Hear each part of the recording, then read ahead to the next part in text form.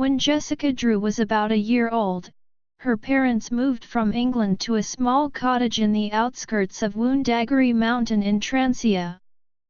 Her father, Jonathan Drew, geneticist and research partner to the man who would later become the High Evolutionary, found large amounts of uranium in their property, which gave them the financial resources to build a research facility to keep working on their controversial studies of evolution, genetics, and cell regeneration. In the course of the next 3 years, life was good, until little Jessica became ill, poisoned by her long-time exposure to the uranium that was so prevalent in their land. Jonathan, being an expert on the regenerative and immunological properties of arachnids' blood, injected Jessica with an untested serum made with the blood of several uncommon species of spiders, in the hopes of stopping the tissue damage and immunizing the girl from the uranium radiation in her blood. Then, he sealed her in a genetic accelerator created by Herbert Wyndham aka the High Evolutionary to speed the process, but it only seemed to work at a very slow rate. In stasis for decades, her aging greatly slowed, until the treatments finally finished in recent years. Now a full-grown woman with little life experience, Jessica found herself unwelcome among the new men of Woundaggery, who sensed the difference of her hybrid nature. Jessica eventually set off on her own, leaving the citadel of science and found work as a barmaid in a nearby village. She also experienced her first romance, which tragically ended when an innocent prank panicked the young woman and she accidentally triggered a bioelectric blast that killed her boyfriend. Accused of witchcraft and murder, Jessica fled from an enraged mob into the clutches of Otto Vermis. The wealthy Vermis offered sanctuary to Jessica as a high-ranking leader in Hydra, an international terrorist movement. Vermis trained Jessica in the use of her powers and taught her espionage, martial arts, and various killing techniques. Hydra wanted to mold Jessica into the perfect assassin. Her mind already in a state of shock after the death of her boyfriend, Jessica lost all memory of her life before meeting Vermis. Even her name 156 meant Aloe used his powers to convince her that Hydra was an organization that fights the encroaching powers of corporations. 19. Marvin Flum, Earth 616, from Spider-Woman Origin Vol 1-2. Brainwashing Jessica Drew. However, she rebelled on a basic level against them, going so far as to deviate from their conformity by making her first costume red instead of green. In her first and only field assignment for Hydra, Jessica refused to assassinate SHIELD Director Nick Fury. Rebelling against Hydra, Jessica defeated Vermis in a battle to the death.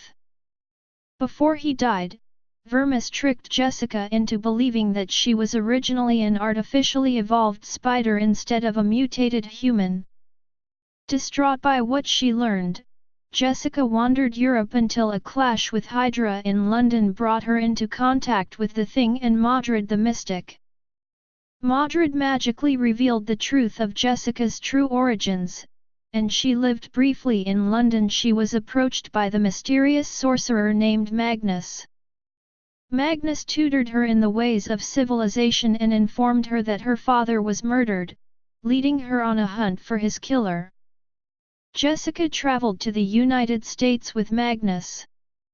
She and Magnus met up with SHIELD agent Jerry Hunt, who started a romantic relationship with her, and the trio settled down in Los Angeles.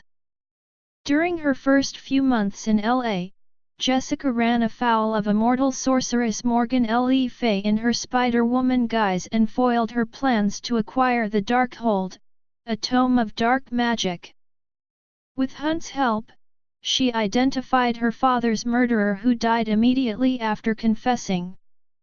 Eventually, she parted ways with both Jerry and Magnus, and struggled for a long time to find a sense of belonging and purpose in the world. Jessica met her first female friend, actress Lindsay McCabe, at a pop psychologist's therapy group. The two became fast friends over their defiant departure from the group. While she looked for a steady job, Jessica began working as a bounty hunter as Spider-Woman. She worked alongside attorney Scotty McDowell until they parted ways over their different goals and methods. Jessica accepted Lindsay's offer to be her roommate in San Francisco, and the two women started over in the city by the bay. A period of personal success began in this time, beginning with Jessica's establishment as a private investigator. She quickly built a successful business and also fell in love with her landlord, David Ishima. Spider-Woman gained a reputation as the Dark Angel of San Francisco, and even established ties with SFPD via Lieutenant Sabrina Bree Morrill.